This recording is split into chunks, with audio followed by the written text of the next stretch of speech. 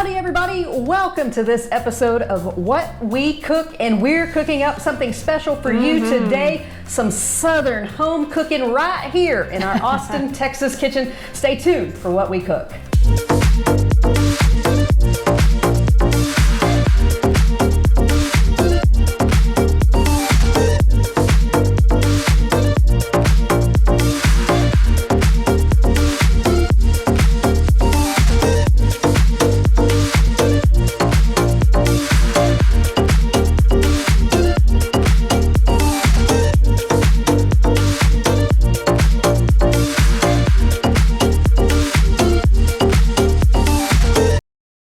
Hey y'all, we're so glad you're here. We're enjoying an old-fashioned because we're cooking an old-fashioned Southern meal in our kitchen.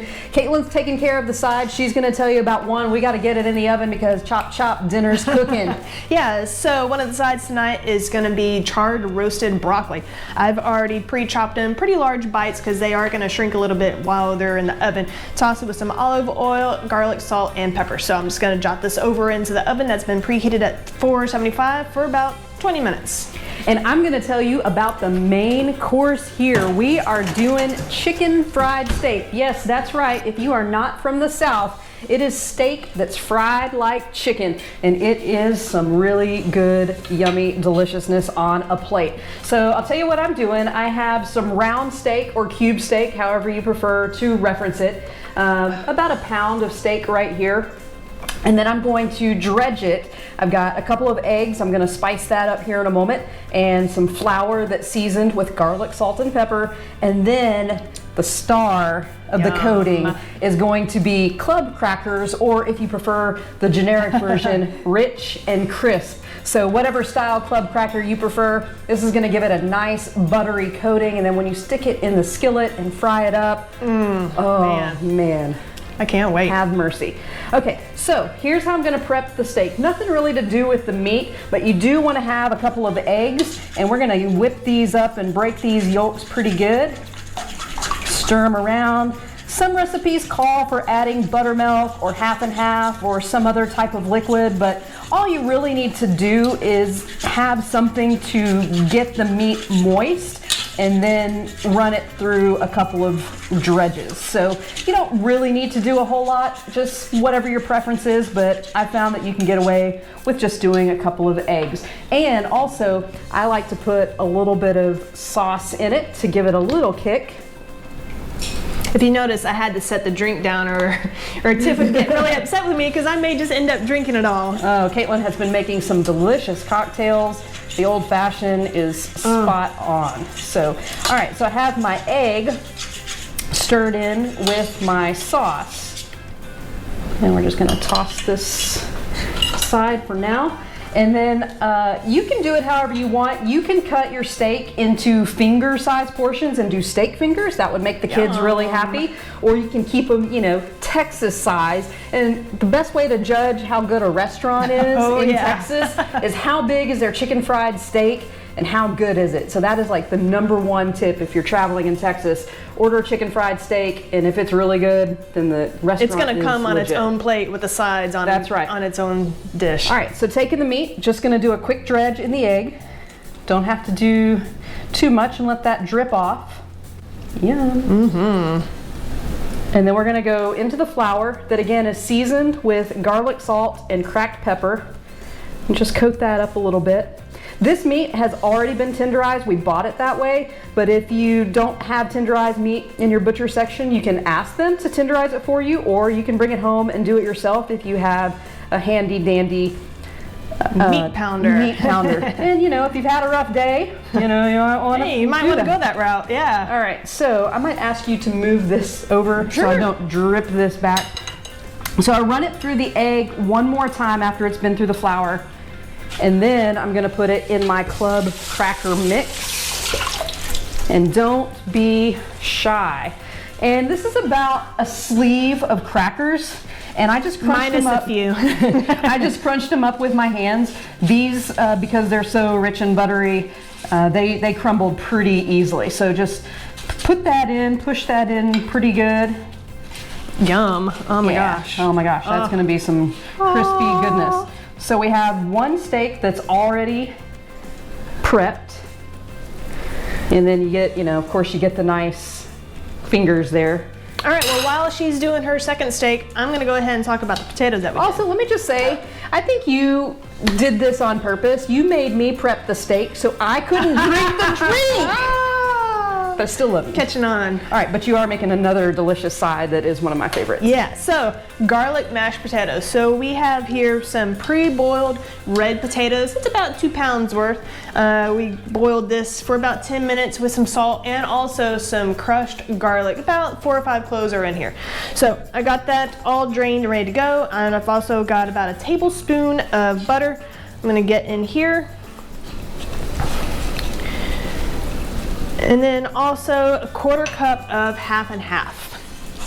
So you're welcome to use whatever you like, milk, almond milk, what have you.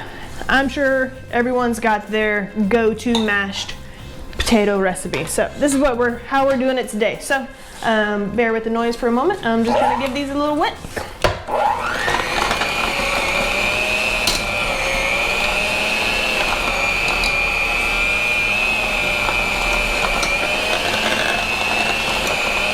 And while she's finishing that up, I have both steaks breaded.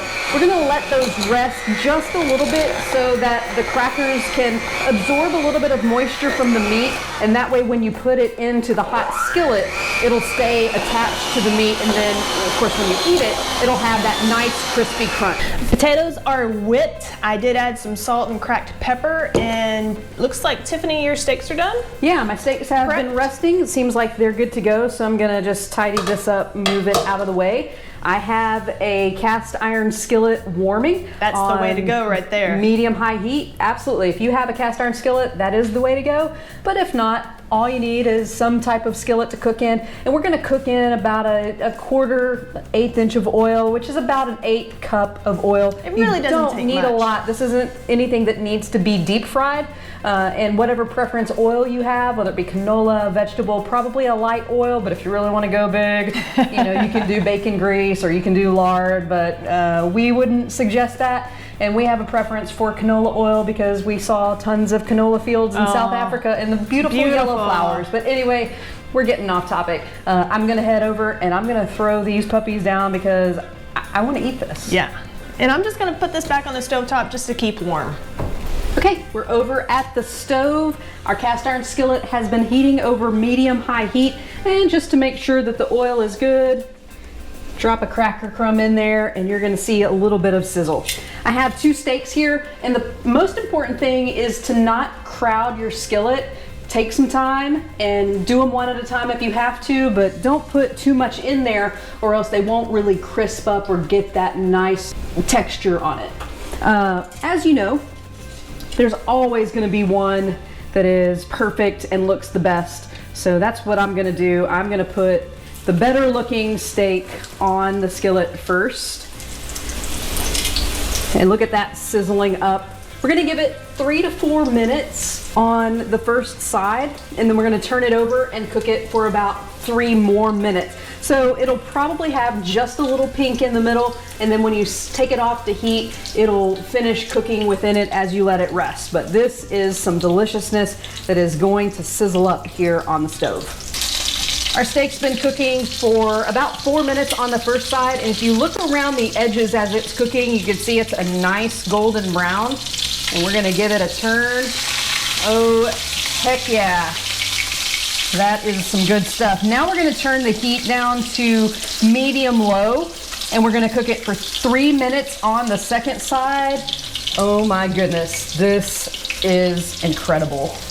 And about 2.5, 3 minutes is done on the second side. Again, we turn the heat down just a little bit. Oh my gosh. I might say this might be the perfect chicken fried steak ever. Steak's been resting for a little bit.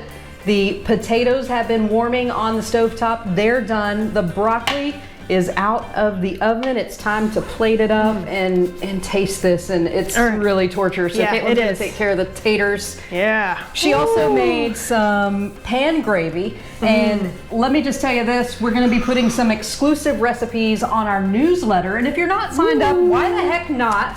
go to Team Saunders Try. You can check out all the recipes that we cook on What We Cook, but there's also a way to sign up for the newsletter and get some other exclusive content as well. And we promise we will not spam you just one newsletter a week unless there's something really exciting to share. And of course, don't forget, we're always here every Thursday night at 8 o'clock. Oh my goodness. And if you're not here Thursday night at 8 o'clock, you're missing out, because this is absolutely incredible, delicious cooking on a plate, stuff that you can do at home as well. And I think Caitlin's here. She's gonna stir up our pan gravy. I'm not gonna lie, she made a second old fashioned. Maybe it's the third, but either way, it's really good. And if you want cocktail recipes, let us know. We do those pretty well too, and we would certainly love to share. We've got some margaritas on our page, and of course, you know, chips and queso and all the things that go with it, but oh my gosh, chicken fried steak, y'all. Chicken fried freaking steak with some gravy. All right, I'm gonna cut over here. A nice piece off the end. That might be too big. And I'm gonna run this through my gravy. All right, give me that knife. You have the knife. Yeah. And then here is a nice piece of meat. Yeah. Oh yeah, let me. Holy heck, that's perfect. I need a moment. And cube steak or round steak is, you know, it's not the best cut of meat. There's a reason why you fry it. This is delicious. It's very tender. Yeah.